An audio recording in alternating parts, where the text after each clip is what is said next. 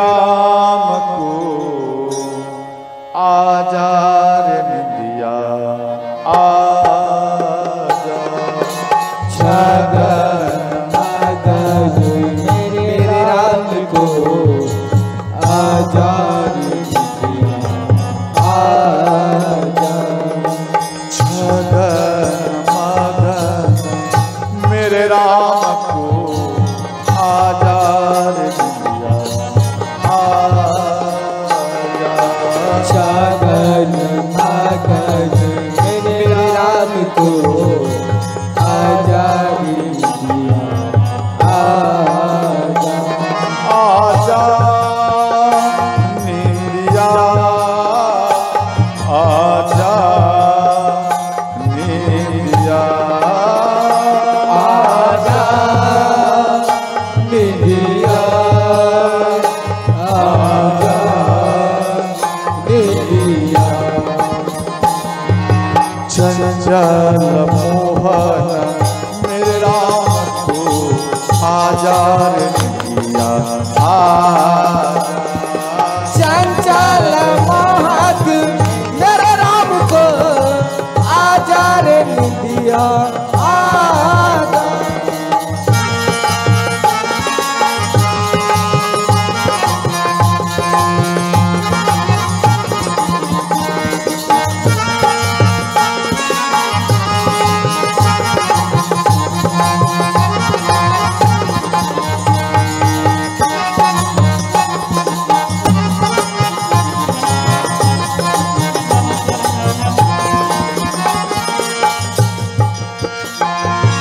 सोचा राम लाडले मैया सुलाए जा।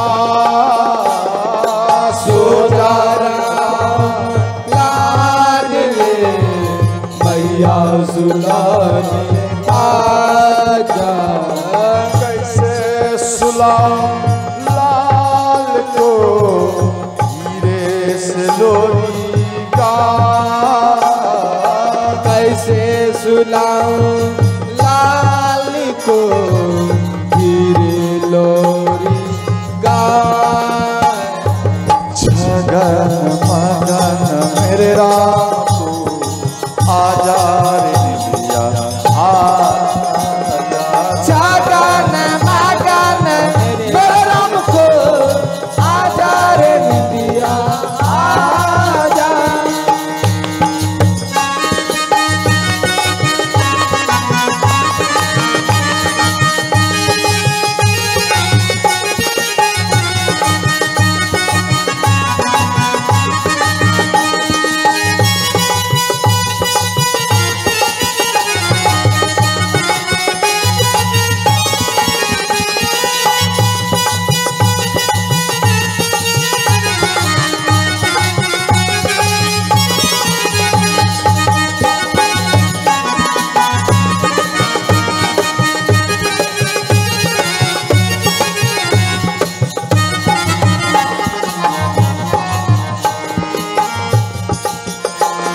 सोवे राम पालना जागी छवि आपना। शोभे राम पालना जापे छवि अभिना। आंगन की शोभा बढ़ाओ राम, आंगन की शोभा बढ़ाओ। आंगन की शोभा बढ़ाओ राम आजा रे निंदिया आजा। गगन मगन मेरे राम को आजा रे निंदिया आजा। शगन मगन मेरे राम को आजा रे निंदिया आजा।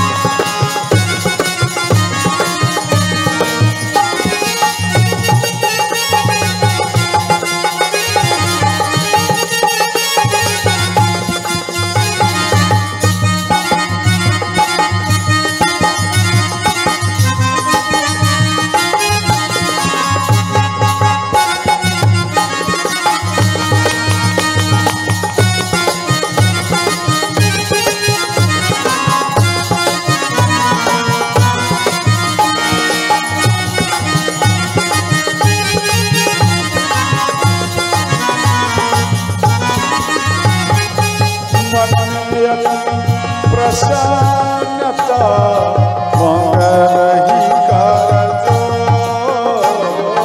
मन में अति प्रसन्नता मांग रही कर जो।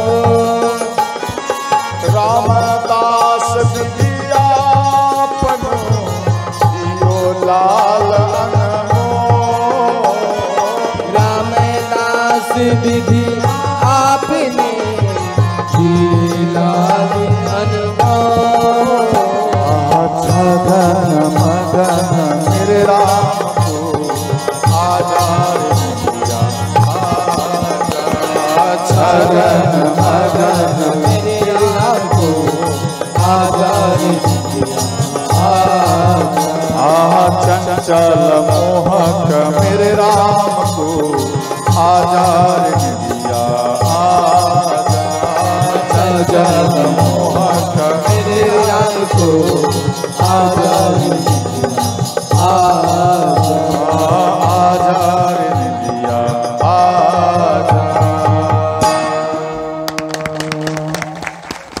तो ध्यान देना। अच्छा एक बार बता मेरी भैया, आपको अगर भगवान दर्शन दे देता आप क्या मांगोगे? बोलो ना, आप क्या मांगेंगे बाबा? बोलिए। सबसे पहले कहेंगे मेरा बेटा का नौकरी हो जाए। नहीं कहेंगे मेरा बढ़िया घर बन जाए और जितना गांव में ज्यादा जमीन जायदाद वाला है उससे डबल मेरा जमीन जायदाद हो जाए। यही ना कहोगे? ज्यादातर एक कहता, आप कहते ना भी नहीं, मंदिर में जितना व्यक्ति जाते और दंडवत करते प्रणाम करते एक ही बात कहते, भगवान मेरा बेटा का नौकरी लग जाए, मेरी बेटी का नौकरी लग जाए, मेरा धन में अरंगा आता वो सब कंप्लीट हो जाए, ठीक हो जाए, मेरा दुकानदारी चले। बार बार ये बोलेगा, ये नहीं बोलेगा कि मेरा भक्ति बढ़ जाए। ये नहीं बोलता। ये मांगो भक्ति बढ़े। जब आपका भक्ति बढ़ेगा सोते ही वो धन आपके पास में आ जाएगा। समझ गया? और ध्यान देना, इसके बाद तो माँ लक्ष्मी खुश हो गई, बोले तथास्तु। अंत में मनु महाराज, ध्यान देना, मनु महाराज भगवान नारायण से अयोध्या मांगे। अयोध्या तो भगवान नारायण अपने मस्तक से अयोध्या को प्रकट किए और मनु महाराज को दिए। आपके उत्तर प्रदेश, ध्यान देना, यूपी जिसको बोलते, वहां में मनु महाराज अयोध्या भगवान को वहां पर प्रकट स्थापित किया। अयोध्या जैसे ही स्थापित किए तो वहां में मनु महाराज मां शत्रुपा श्रोताओं को रहने लगे।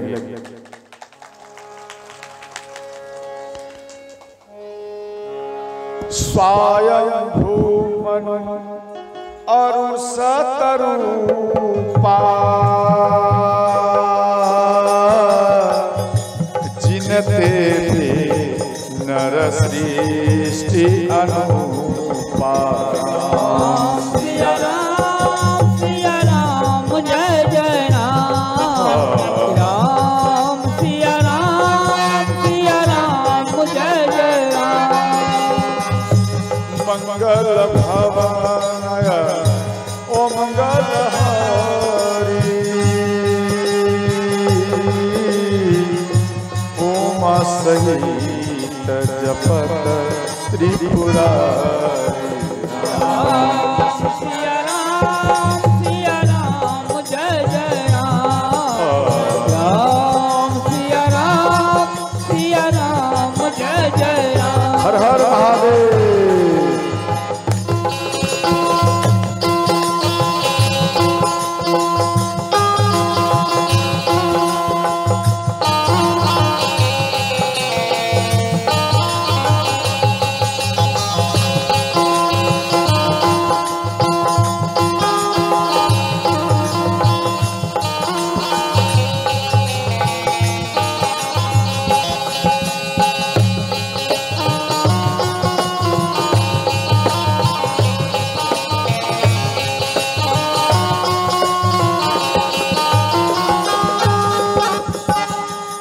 तो ध्यान देना, इधर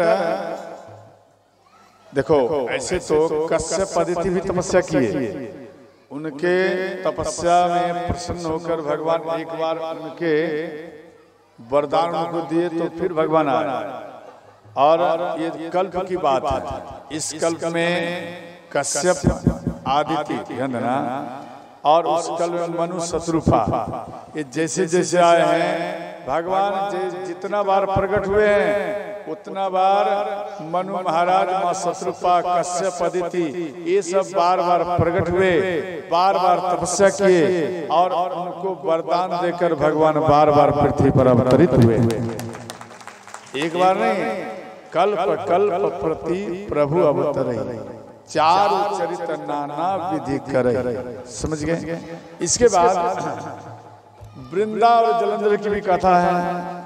तो जलंधर बहुत दुष्ट था, तो जलंधर बहुत दुष्ट था, देवताओं को कष्ट दिया करते थे। तो देवता इनके कष्ट से ज्यादा परेशान में थे और सब कोई मिलकर भगवान शिव के पास में गए। तो भगवान शिव इन सब के बात को सुनकर जलंधर से युद्ध करने के लिए आया। ध्यान देना, तो भगवान शिव कितना भी आक्रमण करे ये जलंधर मरता नहीं था। अब क्यों नहीं मरता था? ध्यान देना, जलंधर की पत्नी वृंदा ये पतिव्रता स्त्री थी। तो वृंदा के पति जलंधर क्यों नहीं मरते? इनका क्या कारण? वृंदा अपने पति जलंधर जब वो युद्ध करने के लिए जाते थे तो वृंदा ओम पति परमेश्वराय नमः इस मंत्र का जाप करके अपने पति को तिलक लगाती थी और एक माला पहरा देती थी, इसलिए इनका बार बार विजयी होता था।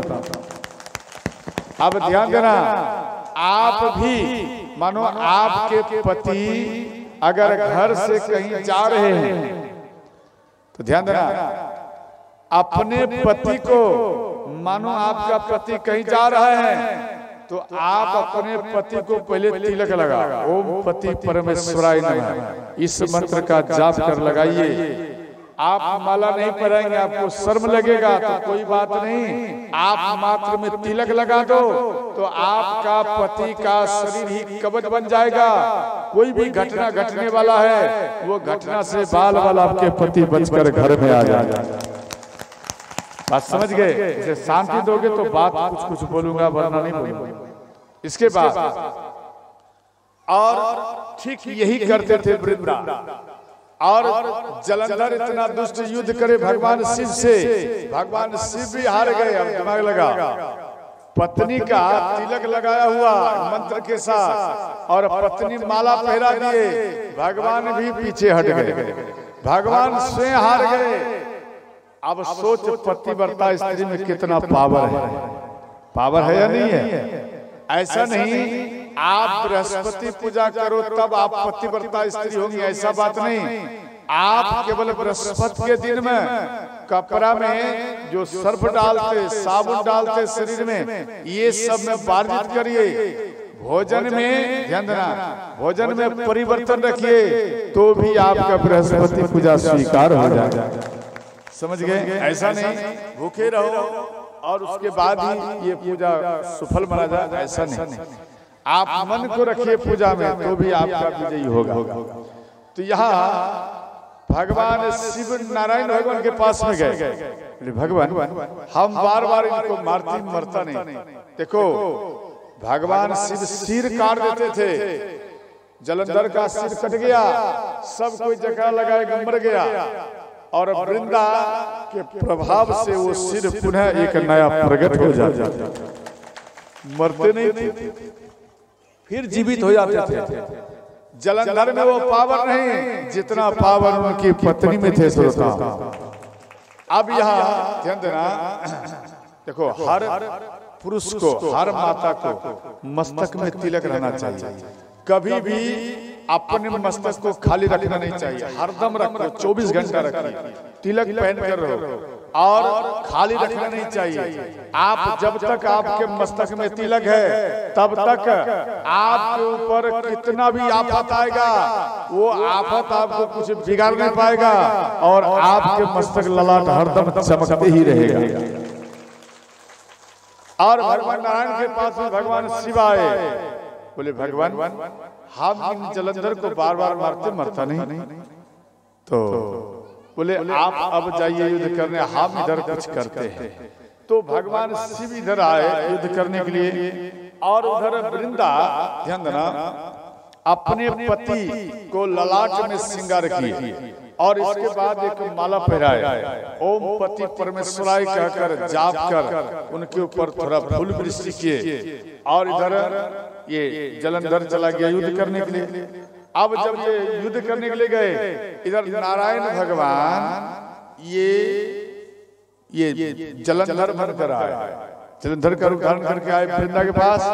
वृंदा अपना पति समझकर, ध्यान देना, अपना पति समझकर, अपने पति समझकर विष्णु भगवान के चरण दबाए। जैसे ही चरण को दबाई इनका पतिव्रत धर्म टूट गया और उधर भगवान शिव अपने त्रिशूल के द्वारा उधर जलंधर का सिर यानी मस्तक को काट दिया और शरीर के साथ मस्तक के साथ ये वृंदा के आंगन में रख दिया। अब ध्यान देना, अब वृंदा का दृष्टि पड़ा, भाई ये तो मेरे पति का शरीर है, जब ये मेरे पति का शरीर है तो फिर ये मेरे घर में कौन है। जैसे ही वृंदा फिर घर में आई तो विष्णु भगवान अपने रूप में आ गए। विष्णु भगवान के ऊपर वृंदा नाराज हो गई और उनको श्राप देने लगे कि हे भगवान आप हमारा पतिव्रत धर्म को आप छल से नष्ट किया, इसलिए हम श्राप दे रही हूँ जे आपके भी पत्नी को मेरे ही पति छल करके हरण करेंगे, ये मेरा श्राप है। वही जलंधर ध्यान देना दूसरे कल्प में वो रावण का रूप धारण किए और माँ सीता को छल करके हरण कर लंका में श्रोताओं ले गए। समझ गए? इसके बाद यहां दिया गया जे देवऋषि नारद, इनके बारे में तो आप सब जानते हैं। देवऋषि नारद विश्व मुनि के मोह में आ गए तो वहां पर सब राजा को बुलाए जे हमारी बेटी को जो मानो मेरी बेटी जिनको पसंद करेगी उनको माला पहराए। तो ये वहां पर राजा महाराजा सबको बुलाए, सिलनिधि राजा सबको बुलाए, तो वहां पर देवऋषि नारद भी आए। तो देवऋषि नारद ध्यान देना जैसे सिलनिधि राजा के पास में आए तो सिलनिधि राजा प्रसन्न हो गए और उधर विश्व मुनि को लाकर देवऋषि नारद के चरणों में प्रणाम कराए और अंत में सिलनिधि राजा बोले जरा आप ये देखिए कि हमारी बेटी के हाथ में रेखा में क्या लिखा है, कैसा दूल्हा होगा, इनका वर कैसा होगा। तो उनके हाथ को पकड़ लिए, उंगली को पकड़ लिए और हाथ को भी देख रहे हैं, उनके मुंह को भी देख रहे हैं। देवऋषि नारद उनको भी देख रहे हैं, इनके हाथ को भी देख रहे हैं। तो विश्व मोहिनी स्वयं माँ लक्ष्मी है, समझ गए? माँ लक्ष्मी ये तुरंत थोड़ा मुस्कुरा दी। क्यों? इसलिए मुस्कुरा दिए इनके अंदर में अभिमान आ गया था, वो अभिमान को नष्ट करना था। तो जैसे ही मुस्कुरा दिए तो देवऋषि नारद मन में सोचे कि भाई लग रहा है हमको ज्यादा पसंद करती है। तो अंत में इधर सिलनिधि राजा बोले कि आप हमें बताइए हमारी बेटी का वर कैसा होगा। 2 बार 3 बार इनको टोकरा लगाए, फिर ये होश में आए। बोले आपकी बेटी से जो विवाह करेगा वो अमर हो जाएगा, वो कभी रण में हार नहीं होगा उसका और तीनों लोकों में उसका नाम का गुणगान ही करता रहेगा। देवऋषि नारद मन में सोचे भाई ऐसा बात है तो हम ही विवाह कर लें, हमारा भी तीनों लोक में होगा और दूसरा हम अमर भी हो जाएंगे और कभी रण में हमारा हार नहीं होगा। इनके अंदर में जिज्ञासा जगह हम विवाह कर। तो नारायण भगवान को याद किए, महल के बाहर में आकर नारायण भगवान को याद किए जे भगवान आप अपना रूप दीजिए। तो भगवान तुरंत प्रकट हो गए और कहने लगे कि आप अपना हमें रूप दीजिए। तो अंत में भगवान अपना रूप दिए और देव ऋषि नारद कहते हैं भगवान जिस प्रकार मेरा हित हो आप ये करना। ध्यान देना, एक तो वर मांग लिया, अपना रूप मांग लिया, और दूसरा वचन कह दिया भगवान मेरा जिस प्रकार से हित हो आप वही करना। जय विधिनाथ हो हित मोरा, जय विधिनाथ हो हित मोरा, करहु सुबेगी दास मैं तोरा, करहु सुबेगी तोरा।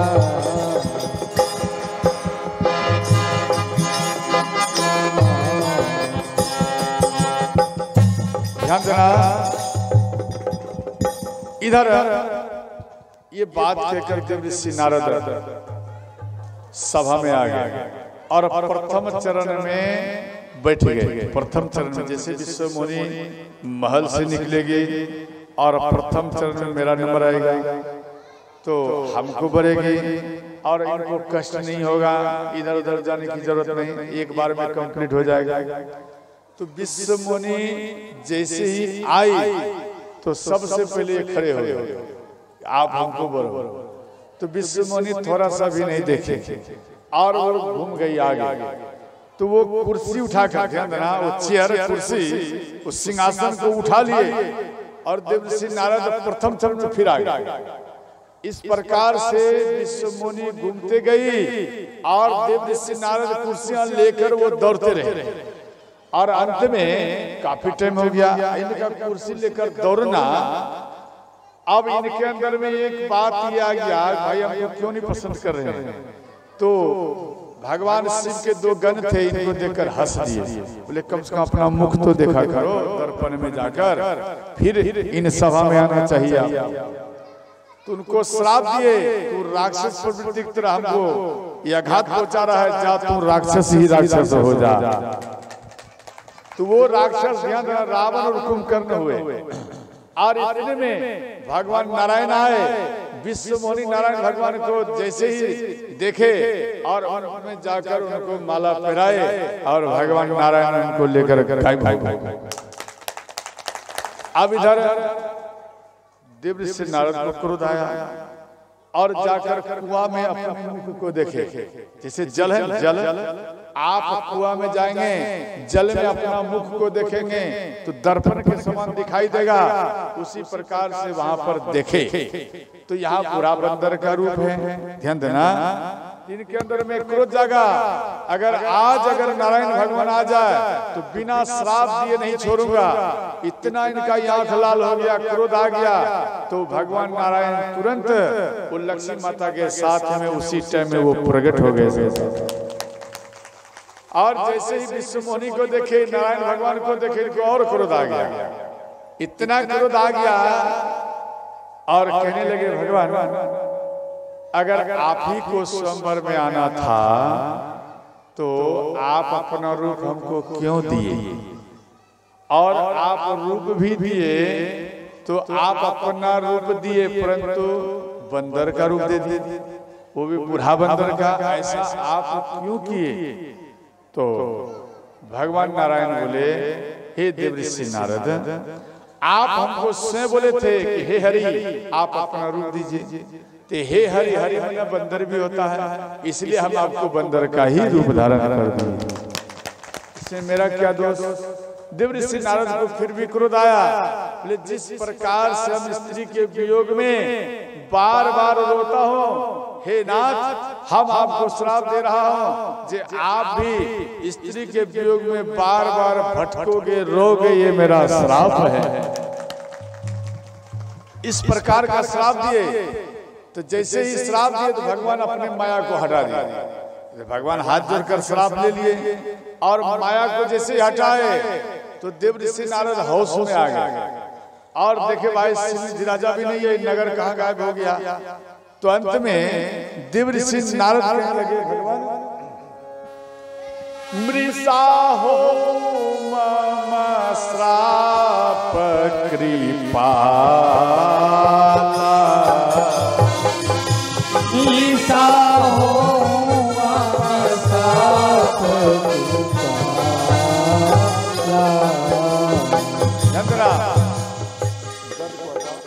मृषा मृषा मन हे भगवान जो आपको हम श्राप दिए वो मिथ्या हो जाए, नष्ट हो जाए, आपको ये श्राप नहीं लगे। भगवान कहने लगे हे देवर्षि नारद, आपके जैसे संतों का मुखारविंद से श्राप लेकर अगर हम पृथ्वी पे जाऊंगा तो हम भी धन हो जाएंगे। भगवान के हाथ जोड़कर मम इच्छा कह दीन दयाला, मम इच्छा कह दीन दयाला। हर हर महादेव।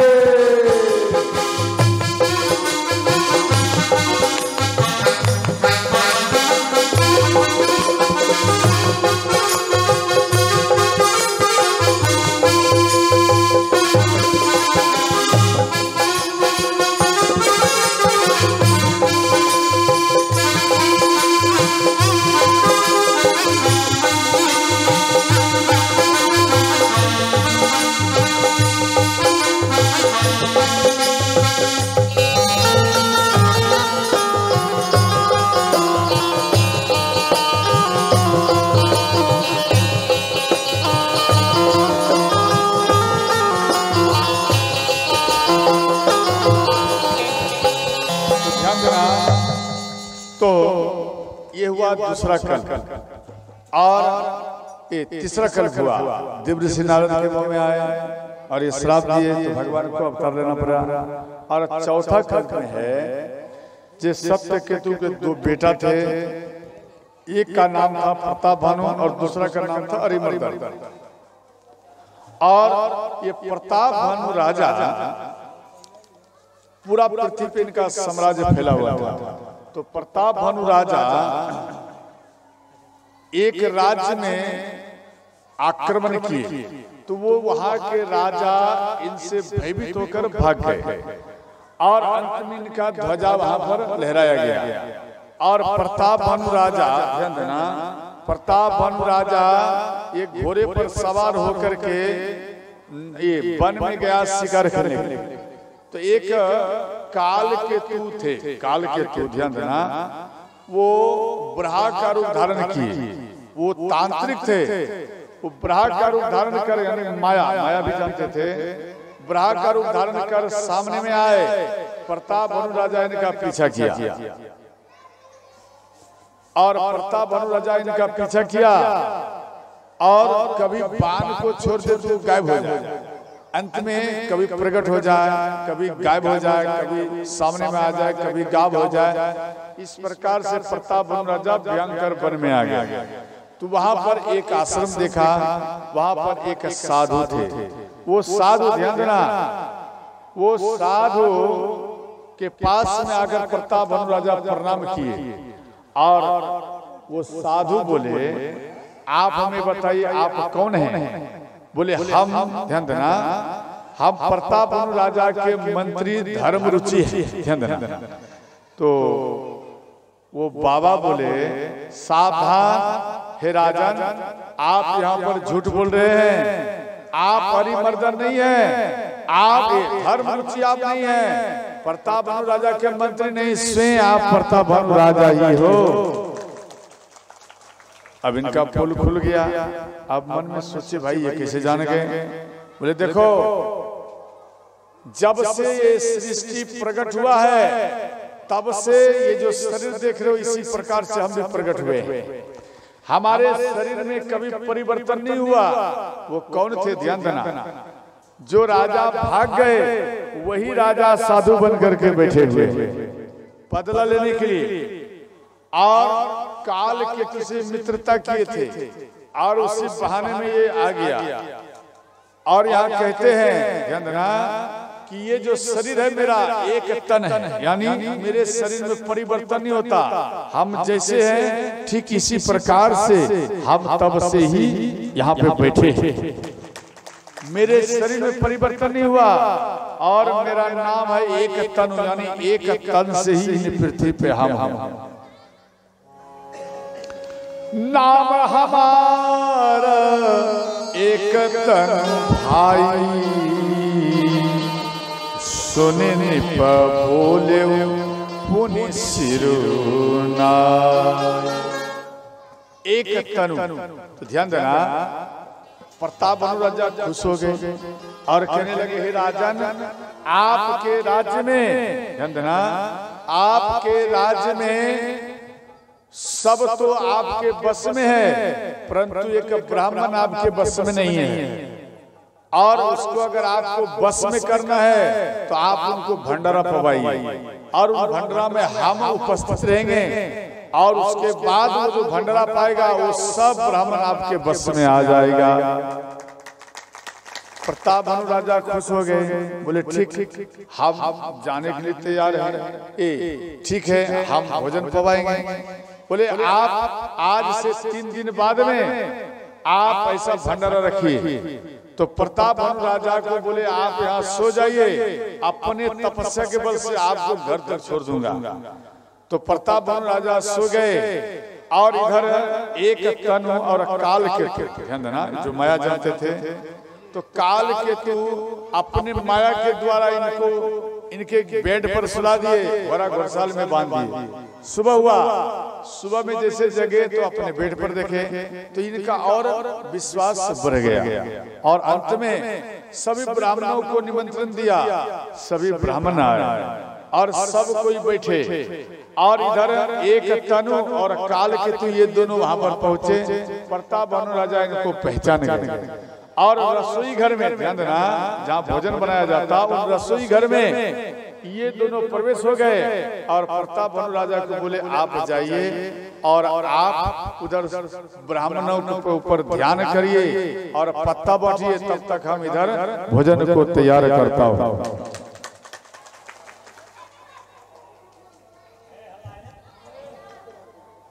तो ध्यान देना, इधर प्रताप बनु राजा इधर ब्राह्मणों का सेवा करते रहे और इधर काल केतु और एक तनु ये इधर रसोई घर में गए।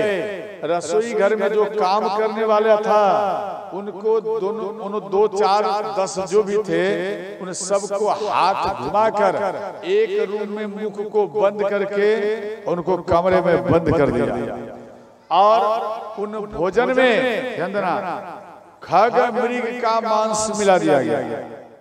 तो ध्यान देना, इधर खग मृग के मांस यानी उनको काट कर मांस को सब्जी में मिला दिया गया और इधर प्रताप बनु राजा को बोले आप उनको परोसिए।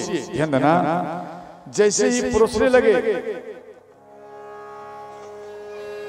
परसन लाग जब ही माही पाला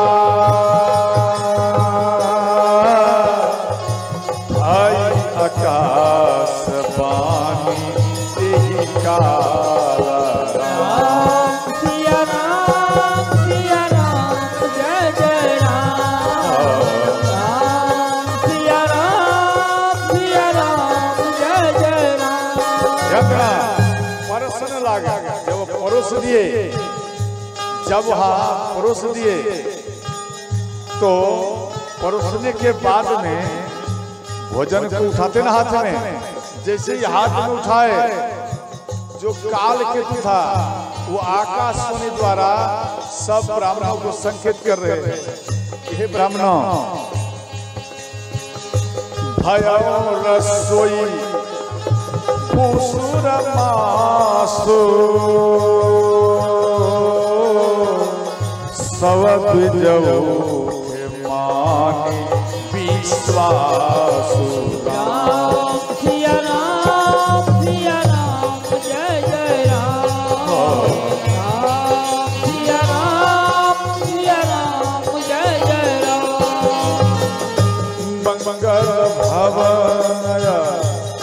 मंगल हरि उमा सहित जपत त्रिपुरारी। राम सिया राम, क्या बात है, करताल बजाओ। जय जय राम सिया राम, सिया राम जय जय राम। हर हर महादेव।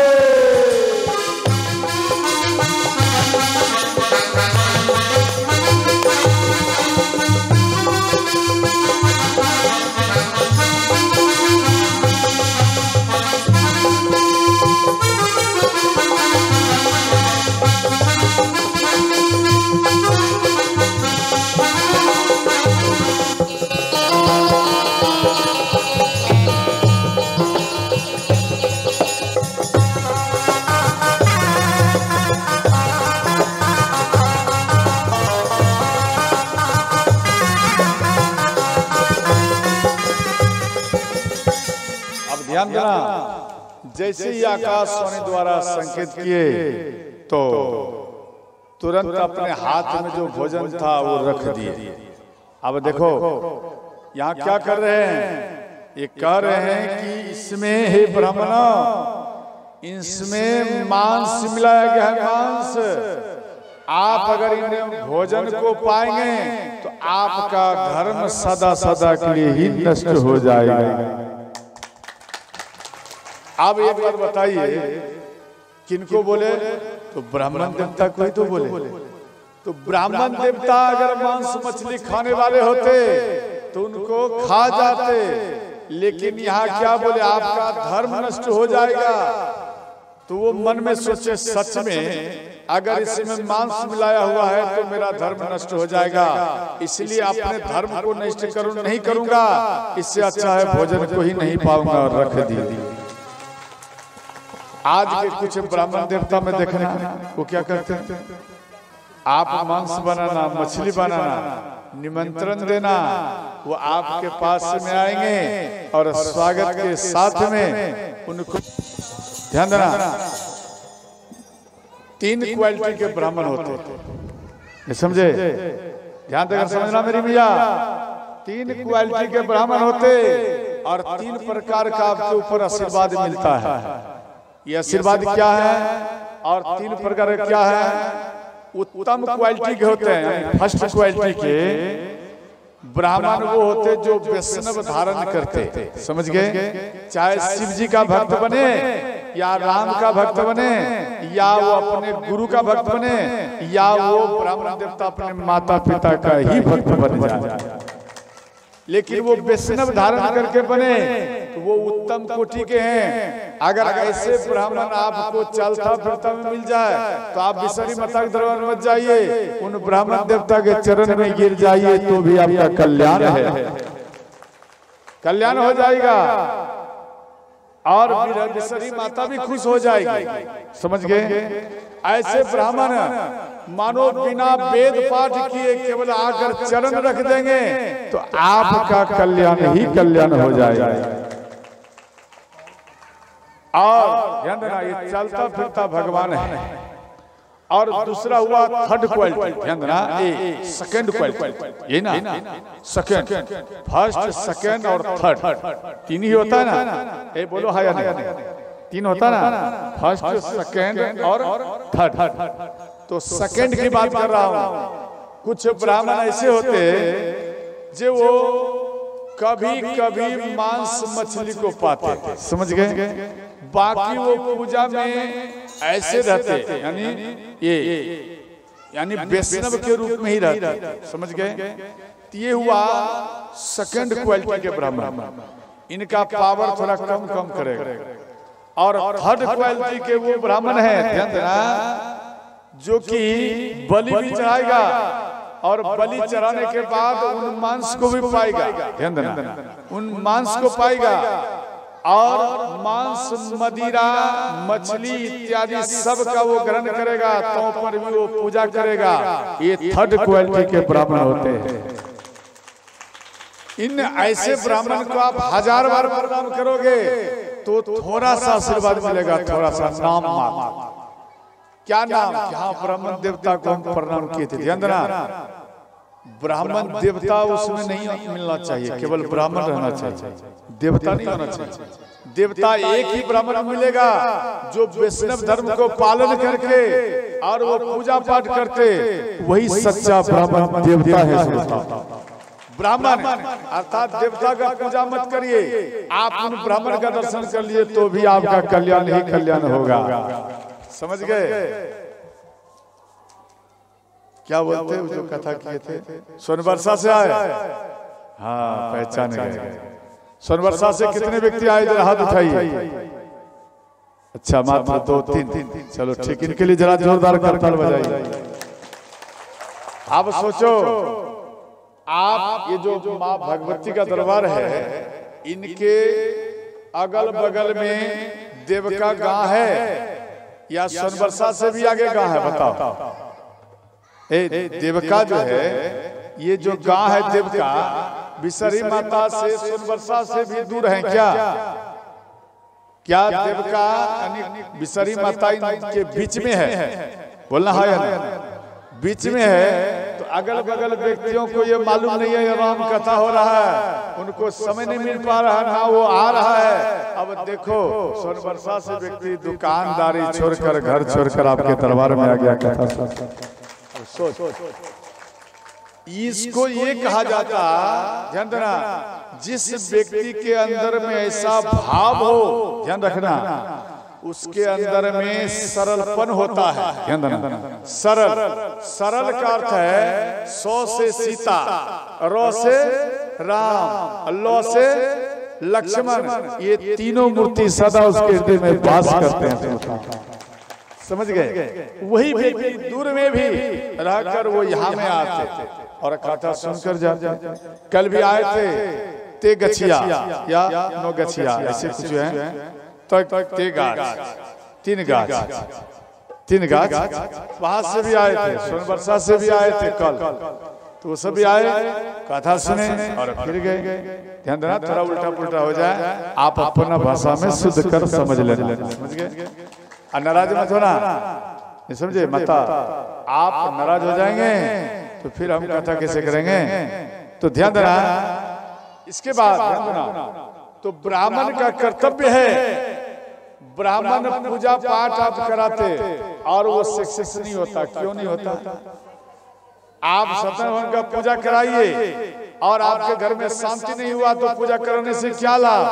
आप उन ब्राह्मण देवता को देखो, गले में माला है या नहीं है, दिमाग लगाओ। अगर माला नहीं है तो वो मांस मछली खाने वाले हैं, वो पूजा तो कराएंगे लेकिन पावर कम मिलेगा, नहीं का मात्र मिलेगा। जब पावर कम मिलेगा तो क्या आपके घर में लाभ हो सकता है? और शांति होगा, नहीं समझे? अगर गले में माला है, अगर वह पूजा कर दिया तो ना चाहने पर भी आपका घर सदा सदा के लिए शांत हो जाएगा। समझ गए? और आपकी भक्ति बढ़ेगा, ज्ञान बढ़ेगा, यश बढ़ेगा, बिजनेस बढ़ेगा और आपको शांति तभी मिलेगा। समझ गए? तो ये 3 प्रकार के ब्राह्मण होते हैं। ब्रह्म जनाति सो ब्राह्मण, अर्थात जो ब्रह्म को पकड़ ले, ध्यान देना, जो ब्रह्म को पकड़ ले, जो वेद को पकड़ ले, ध्यान देना, यहाँ जात पात की बात नहीं है, जो वेद को पकड़ ले, जो ब्रह्म को पकड़ ले, वो स्वयं सच्चा ब्राह्मण ही हो जाते हैं। समझे?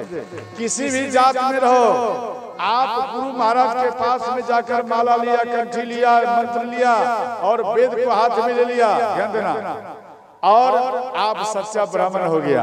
अगर आपका कोई दर्शन कर लिया तो भी उन व्यक्ति का कल्याण ही कल्याण हो जाएगा।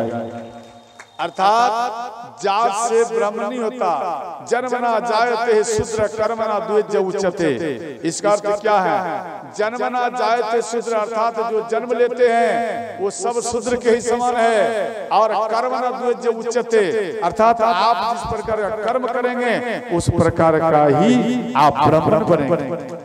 समझ गए? आप भी ब्राह्मण हैं। अगर आप माला लिया, कंठी लिया, तिलक लगाया और आप भगवान के वेद को हाथ में ले लिया, पाठ किया, तो आप भी सच्चा ब्राह्मण हो गया। समझ गए?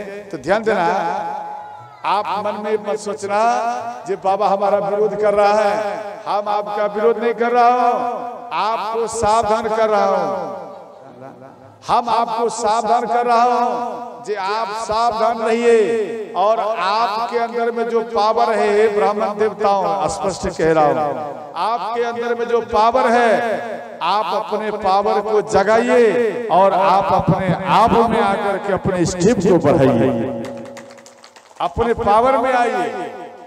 आप अगर एक वर्ड को बोल देंगे तो वो समाज में कल्याण हो जाएगा। आप जिन वचन को बोल देंगे वो वरदान का स्वरूप हो जाएगा। इसलिए आप ऐसा ही कर्म करो जिसमें जनता का कल्याण ही कल्याण हो। समझ गए? इसके बाद ध्यान देना, तो यहाँ पर प्रताप भानु राजा को श्राप दिए और कहने लगे, हे प्रताप भानु राजा, आप मेरे धर्म को नष्ट करने के लिए तुले थे, इसलिए अब आपको राक्षस योनि में जाना पड़ेगा। हाथ में जल लिए सब ब्राह्मण देवता और श्राप दिए कि हे प्रताप भानु राजा, आप अपना पूरा समाज समेत, समाज की बात, फैमिली नहीं, पूरा समाज, आप पूरा समाज के साथ आप राक्षस हो जाइए, ये मेरा श्राप है। यहाँ पर श्राप दिया गया, ध्यान देना। तो यही प्रताप भानु राजा कुल समेत, ध्यान देना, ब्रह्मा जी के एक बेटा थे पुलस्त्य, ध्यान देना, और कर्दम की पुत्री हविभुर, इन दोनों का विवाह हुआ। इन दोनों के मिश्रण से, ध्यान देना, ऐसे तो हविभुर देखने में बहुत सुंदर थी, बात समझ रहे हैं? ध्यान देना, ब्रह्मा जी का बेटा पुलस्त्य मुनि, ध्यान देकर समझना, और कर्दम की पुत्री हविभुर, हविभुर देखने में बहुत प्रिय थे, सुंदर थी। तो पुलस्त्य मुनि अपने पत्नी को दूर में ही देखे तो उनको देखकर इनका तेज एक घड़ा में गिर गया। ध्यान देना, कुंभना घड़ा, और वो घड़ा में गिर गया तो उन तेज से, ध्यान देना, उन घड़ा में से एक बालक प्रकट हुआ। उन बालक का नाम हुआ कुंभज ऋषि, यानी अगस्त ऋषि ही प्रकट हुए। बोलो अगस्त ऋषि भगवान की जय। अगस्त ऋषि प्रकट हुए और इसके बाद ध्यान देना, पुलस्त्य मुनि और हविभुर, इन दोनों के मिश्रण से एक बेटा और प्रकट हुआ जिसका नाम हुआ विश्रवा। समझ गए? तो हम चर्चा करेंगे विश्रवा मुनि का। तो विश्रवा मुनि और माँ पिता के आदेश अनुसार से इलाविदा से शादी हुआ। तो इलाविदा और विश्रवा मुनि, इन दोनों के मिश्रण से एक बालक प्रकट हुआ। उन बालक का नाम हुआ कुबेर। बोलो कुबेर भगवान की जय। ये अलकापुरी के राजा हुए, ध्यान देकर समझना। और इसके बाद ध्यान देना, इधर विश्रवा मुनि को अपने जाल में केकई नाम की स्त्री थी, वो इनको जाल में फंसा लिया, समझे? इनको मोह ली। और होने के बाद में विश्रवा मुनि तपस्या करने के लिए चले गए और काफी समय बाद में आया। तो केकेसी अपने पति को डांट दिए कि आप इतना दिन में आए, अब तलक में हमें 10 बालक होते, तो यहाँ आप अपराध किया। तो विश्रवा मुनि बोले, आप घबराओ मत, हम आपको आशीर्वाद दे रहा हूँ जे एक ही बालक होगा, परंतु वो 10 बेटा के बराबर वो बालक होगा। और ये बात स्वयं विश्रवा मुनि बोले। 10 सिर ताहि 20 भुज तंदा, 10 सिर ताहि 20 भुज तंदा, रावण नाम वीर बर जनता, रावण नाम वीर बर बनता। श्री राम जय राम जय जय राम, श्री राम जय राम जय जय राम। राम जय राम जय राम श्री राम जय राम जय जय ध्यान देना। तो कैसी वो संध्या कालीन में अपने पति के साथ में हरकत किए तो विश्राम मुनि मना किए, अभी में विहार करना अपराध है। अगर इन्हें संध्या कालीन और प्रातः कालीन, ध्यान देना, अपने पति के साथ में यानी पति पत्नी को मिलना नहीं चाहिए। संध्या कालीन और प्रातः कालीन इन दोनों टाइम में जो मिलता उनका बेटा विपरीत रूप का ही वो प्रकट होता है। विपरीत नहीं समझे, माँ की बात को नहीं मानेगा, पिता की बात को नहीं मानेगा, और माँ पिता को डंडा से ही श्रोताओं बेटा पीटता है। समझ गया? इसलिए संध्या कालीन में अपने पति से मिलना नहीं चाहिए और प्रातः कालीन में अपने पति से विहार नहीं करना चाहिए। ये दो टाइम में विहार नहीं करना चाहिए। इसके बाद ध्यान देना, और ये केकेसी फिर भी ये हट किए, अंत में विहार किए। तो विहार करने के बाद में एक बालक को जन्म दी, और वो बालक जब जन्म दिए तो पूरा जगत में पशु पक्षी भी रोने लगे, ध्यान देना, और भयंकर बारिश हुए। और अंत में वो बालक माँ के बगल में सुलाए, वस्त्र से ढक दिए। वो तुरंत बालक जैसे ही जन्म लिया वो तुरंत वह 12 वर्ष का ही हो गया और ठाका मारकर हंसने लगे। विश्रवा मुनि आश्चर्य में पड़ गए। विश्रवा मुनि कहने लगे कि किसी, ध्यान देना, ये पूरा जगत में सब इनके प्रगट में रोता है, इसलिए इस बालक का नाम होगा रावण। इसके बाद ध्यान देना कि फिर एक बेटा को जन्म दिए कुंभकर्ण को, और 2 बेटी को जन्म दिए। एक बेटी का नाम हुआ सुपनेखा और दूसरा का नाम हुआ कुम्हनी। ध्यान देना, ये सुपनेखा जो इनका नाम हुआ और एक कुम्हनी बहन है, तो मथुरा के राजा मधु के साथ में, ध्यान देना, इनका कुम्हनी का विवाह हुआ। उन दोनों के मिश्रण से लवणासुर का प्रागट्य हुआ, जो कि शत्रुघ्न के हाथों उनका वध हुआ सुनता। और इसके बाद ध्यान देना, विश्रवा मुनि के आश्रम में केचु केसी नाम की एक स्त्री रहती थी, और विश्रवा मुनि का स्वागत किए। तो विश्रवा मुनि इनके ऊपर प्रसन्न हो गए और केचु केसी के साथ में विश्रवा मुनि विहार किए। तो इन दोनों के मिश्रण से एक कन्या एक बालक ये प्रकट हुआ। बालक का नाम हुआ विभीषण और कन्या का नाम हुआ त्रिजटा। अंत में ध्यान देना, तीनों भाई तपस्या किए ब्रह्मा जी का। जब ब्रह्मा जी का तपस्या किए, ब्रह्मा जी प्रसन्न होकर रावण के पास में आए। बोले बेटा वर मांगो। बोले भगवान, अगर आप मेरे ऊपर खुश हैं तो आप हमको अमर वर दीजिए। तो इस बात को सुनकर ब्रह्मा जी बोले देखो, मेरे पास में अमर वर नहीं है, भगवान शिव के पास है, भगवान विष्णु के पास है, मेरे पास में नहीं है। तो अंत में बोले कि एक सामान्य मनुष्य और एक कपि यानी बंदर, इन दोनों को छोड़कर, ध्यान देना, इन दोनों को छोड़कर अर्थात और किसी के हाथों मेरा वध नहीं हो, यही वर हमें चाहिए। तो बोले तथास्तु।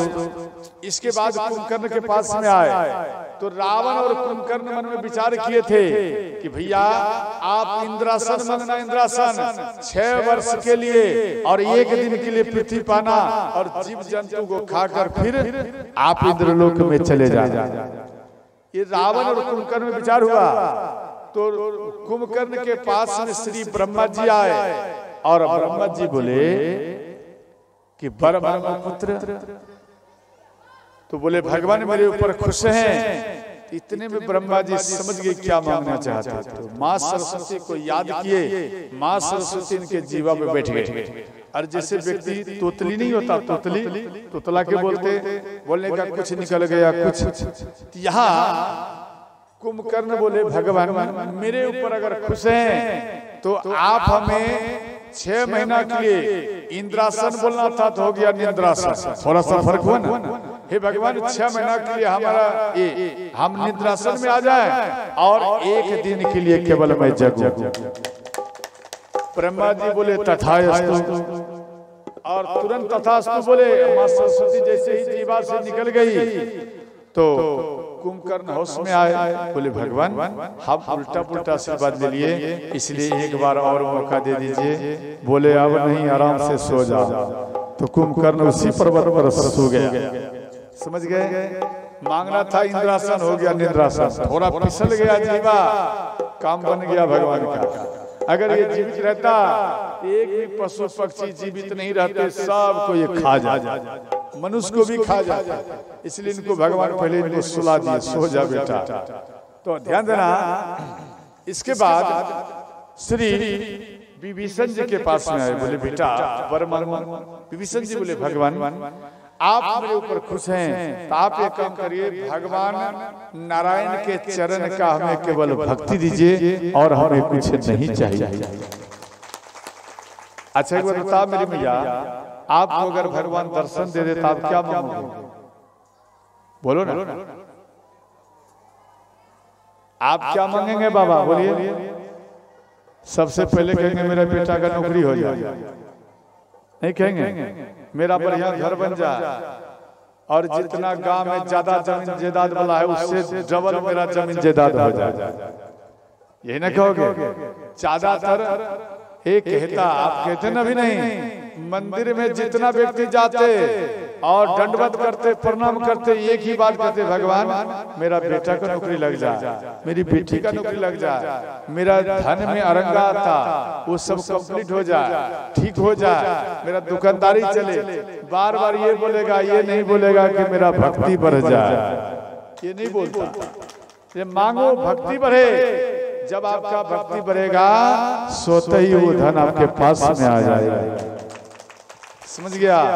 और ध्यान देना, इसके बाद तो ये तीनों भाई तपस्या किए, और अंत में मंदोदर नाम का ऋषि थे, वो दूध पी करके तपस्या करते थे। तो मंदोदर ऋषि वो जल में स्नान करने के लिए गए, और वहां पर एक सर्प आकर उनके दूध को थोड़ा पी गए। तो सर्प जब दूध पीता तो वो जहर को उगल देता, तो वो दूध हो गया जहरीला। तो मंदोदर ऋषि के आश्रम में एक मेढकी रहती, वो भगवान राम की कथा वो सुनते थे। मेढकी वो संपूर्ण रामायण उनको याद है। वो मेढकी मन में सोची कि मेरे गुरुजी आएंगे और इन दूध को पाएंगे तो वो मर जाएंगे, इससे अच्छा है गुरुजी को बचाने का एक ही तरीका, हम स्वयं उन दूध में कूद जाऊं और हमारा मृत्यु हो जाए, लेकिन मेरे गुरुजी तो जीवित रहेंगे। अब ये सोचकर, ये सोच करके मेढकी उसमें छलांग मारी, और अंत में वो तरफ तरफ करके वो मर गई। मंदोदर से जल में स्नान कर आए, और जैसे ही यहाँ दूध में देखे भाई एक मेढकी मारा पड़ा हुआ है, तो हाथ में जल लिए। और मंदोदर ऋषि बोले, अगर मेरे हित के लिए अगर ये दूध में छलांग मारी है मेढकी, तो ये एक सुंदर कन्या हो जाए, या मेरे अनहित के लिए इस दूध में छलांग मारी है मेढकी, तो ये जल करके भस्म हो जाए, जल को छीट। तो वो तुरंत, ध्यान देना, जैसे जल को छीटे वो तुरंत एक सुंदर कन्या का रूप धारण हो गया। अब मंदोदर ऋषि बोले, आप हमें बता, आप इसमें क्यों छलांग मारी? तो कन्या बोली, भगवान हे गुरुजी, आपके दूध को दूध एक सर्प पी गए थे, इसलिए दूध जहरीला हो गया। किसी ने देखा नहीं, हम स्वयं देखे, और इसलिए मन में सोचे कि आप ही कहा करते थे सत्संग में, कथा में, अगर प्राण बचाने में, दूसरे का प्राण बचाने में अगर अपना प्राण भी चला जाए तो भी खेल खेल में उसे वैकुंठ ही मिलता है। इसलिए गुरुजी इन बात को ध्यान में रखकर हम इन दूध में छलांग मार दिया, और अंत में हमारा मृत्यु हो गया।